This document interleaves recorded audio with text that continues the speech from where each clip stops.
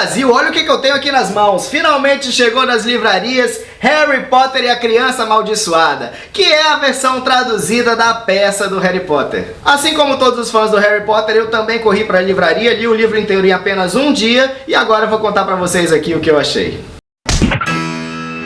Galera, antes de tudo eu preciso avisar que essa crítica vai estar cheia de spoilers, porque não dá pra comentar o livro sem comentar o que funciona e o que não funciona na história. Então se você ainda não leu e não quer estragar as surpresas do livro, leia primeiro e depois volta aqui pra gente bater um papo sobre Harry Potter e a Criança Amaldiçoada. Antes de tudo, algumas observações importantes. Primeiro, esse livro não é escrito na forma de prosa literária, como os outros 7 livros do Harry Potter. É uma peça de teatro, ou seja, a linguagem é diferente. Ela privilegia o diálogo com algumas pequenas descrições das ações dos personagens em cena. É a peça que está em cartaz em Londres. Segundo, esse livro não foi escrito apenas pela J.K. Rowling. Ela teve participação, ela aprovou o material, fez uma supervisão do que estava sendo desenvolvido ali. No entanto, existe a presença de mais 2 autores, que são dramaturgos consagrados do teatro inglês, o Jack Turner e o John Tiffany, que também é diretor do espetáculo. Essa linguagem teatral já traz em si uma diferença muito grande para os romances, porque já que você não tem o recurso do narrador para expor os sentimentos dos personagens, você precisa que os diálogos sejam muito mais expositivos, ou seja, os atores precisam verbalizar tudo o que estão sentindo. A ação, ela fica muito condensada nos diálogos, o que é típico do teatro. O que não quer dizer que não exista muita aventura e magia aqui, porque afinal estamos falando de uma super produção teatral. E conforme a gente vai lendo o livro, a gente vai imaginando como que deve ser essa encenação. Eu infelizmente não tenho oportunidade de ir até Londres, como a maioria dos fãs também não tem, de ir lá assistir a peça ao vivo, mas enquanto estava lendo o livro, fiquei imaginando aquelas cenas no palco e fiquei, claro, torcendo para uma montagem brasileira. Quem sabe não acontece isso daqui a alguns anos. Mas vamos falar do que mais importa aqui, que é a história. Afinal, o que ainda tem a ser contado? Pois a J.K. Rowling já havia dito que a história se encerrava no Relíquias da Morte, não é verdade? Pois bem, a história aqui começa exatamente no epílogo do Relíquias da Morte. Lembra quando o Harry e a Gina estão lá deixando seus filhos para embarcarem para Hogwarts e ao mesmo tempo chega o Draco com o filho dele e dá uma olhada assim de longe neles? Pois é, a história começa exatamente nessa cena. 19 anos já se passaram desde que o Harry derrotou o Voldemort e agora Harry Potter tá com 40 anos de idade. E a história agora vai se focar principalmente entre a relação dele e o seu filho mais novo, Albus Severo Potter. Na verdade, o verdadeiro protagonista dessa nova história nem é propriamente o Harry, mas sim o seu filho e o seu melhor amigo, o Scorpio Malfoy, que é filho do Draco Malfoy. É a história de amizade dos dois que conduz a narrativa, assim como acontecia com o Harry, o Rony e a Hermione nos 7 livros originais. O Albus sente o peso que é ser filho do bruxo mais famoso do mundo bruxo. E tem uma relação bem conturbada com seu pai, porque ele acha que ele não é exatamente aquilo que o seu pai gostaria que ele fosse. Começa já pelo fato dele ter sido o único filho do Harry a não ter ido pra Grifinória. O chapéu seletor colocou ele na Sonserina. E nem essa amizade dele com o Scorpio Malfoy é bem vista pelo seu pai. Então tudo isso gera aí um contexto de conflito familiar e somado com os conflitos naturais da adolescência vão gerar aí atitudes intempestivas do Albus. Já deu pra perceber que a história tá seguindo a linha de uma saga familiar, né? Ou seja, tá acontecendo a mesma coisa que aconteceu com Star Wars, que é nada mais do que a saga dos Skywalker. Harry Potter também tá deixando de ser apenas a história do Harry para se tornar a saga de sua família. E será que isso funciona ou não funciona? Bom, agora que vai começar a polêmica, porque eu preciso destacar aqui o que eu acho que funciona e não funciona dentro dessa proposta. Primeiro, o que eu mais gostei no livro é a relação de amizade entre o Alvo e o Espólio.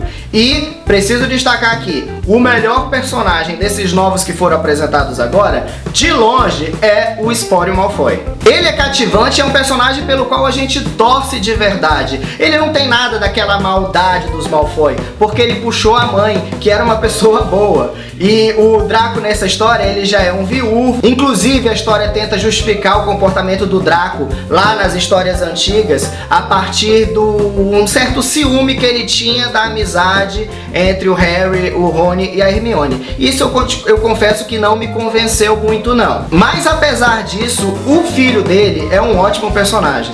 Alguns leitores podem achar até um pouco piegas a forma com que essa amizade é conduzida. Porque é aquela coisa, tem muita declaração de amor um pro outro, e abraço pra cá, abraço pra lá, e eu não vivo sem você, e eu te amo, e você é meu melhor amigo. Isso tudo excessivamente verbalizado. Isso não me incomoda porque é da minha personalidade. Eu sou piegas, eu me identifico com esse tipo de coisa. Eu inclusive já fiz um filme sobre bromance e eu gosto desse tipo de relação exposta na ficção. Então pra mim não incomodou. O que me incomodou foram outros aspectos da história. Primeiro, é uma saga familiar que esquece totalmente da existência dos filhos mais velhos do Harry. O foco tá todo no alvo e os dois filhos mais velhos são totalmente esquecidos. Segundo, na tentativa de mostrar a dificuldade que o Harry tem em cumprir essa função de ser pai, eu acho que a história em alguns momentos pesa um pouco a mão, porque ele se comporta de certas maneiras que eu fico me perguntando, será que o Harry Potter realmente se comportaria dessa maneira? Por mais que eu entenda que eles estejam ali tentando mostrar uma outra faceta do Harry, que por mais que ele seja esse grande herói que salvou o mundo dos bruxos,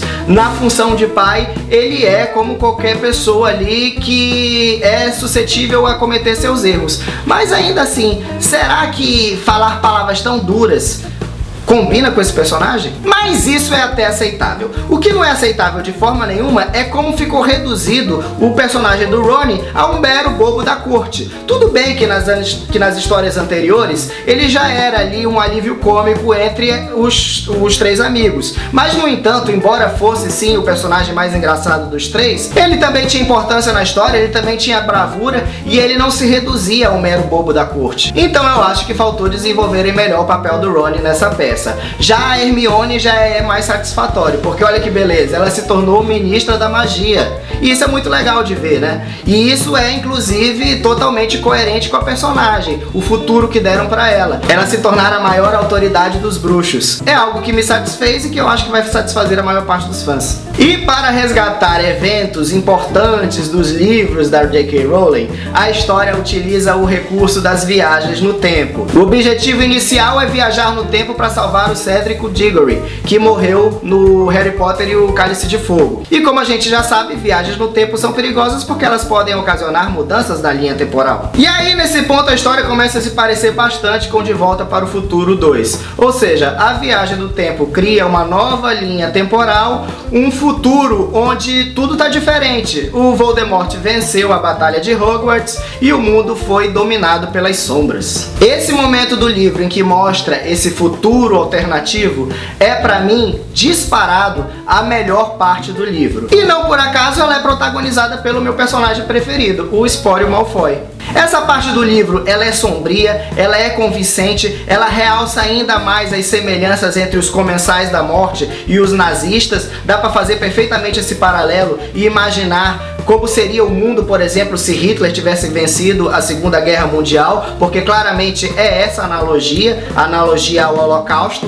E além disso, é onde o livro presta fanservices muito saborosos, mostrando como que seria esse mundo alternativo, no qual, por exemplo, muitas coisas que personagens que ficaram vivos nas histórias antigas estão na verdade mortos e personagens que morreram poderiam estar vivos, como por exemplo o Snape. O diálogo entre o Spório Malfoy e o Snape foi de tudo o que eu mais gostei e onde eu realmente me senti comovido. Então, mesmo com algumas ressalvas, até esse ponto eu acho que a história vai bem. Pra mim, a coisa desanda de verdade é um pouco mais à frente. Depois que o Spório consegue consertar essa linha temporal, tudo volta ao normal, aí ele vai destruir o Vira-Tempo junto com o alvo e se revela a grande vilã da história. Aí, olha, isso de tudo foi o pior.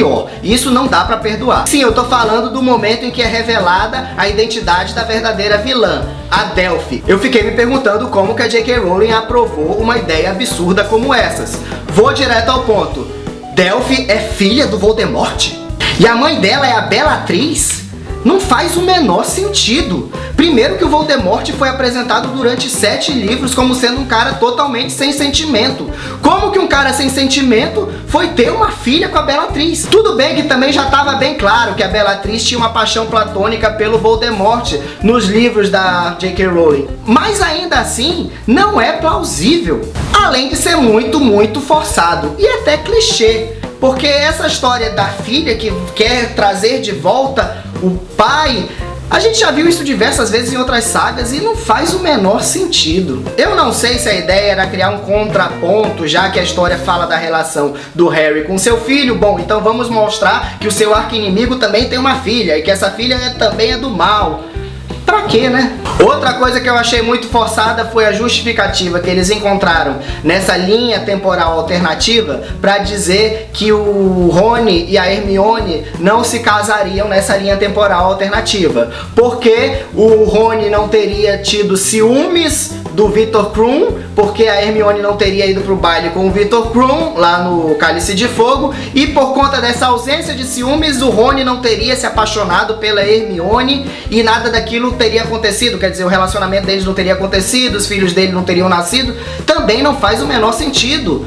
Quer dizer que o amor do Rony pela Hermione só surgiu a partir de um ciúme? Tava muito claro nos livros da J.K. Rowling que eles já se amavam, embora ainda não soubessem disso, mas já havia um amor ali que foi crescendo desde o primeiro livro. O momento de ciúme do Rony lá no quarto livro é apenas um estopim, mas colocar que por conta dessa ausência de ciúme não teria havido o casal Rony e Hermione, eu também achei bem ruinzinha essa solução. Mas apesar disso, eu acho que essa nova história tem sim acertos e erros. Eu acho que muita coisa que me desagradou provavelmente também vai incomodar muitos fãs. Mas apesar disso, é agradável reencontrar aqueles personagens pelas quais a gente tem tanto carinho e que a gente achava que nunca mais ia reencontrar eles numa história nova.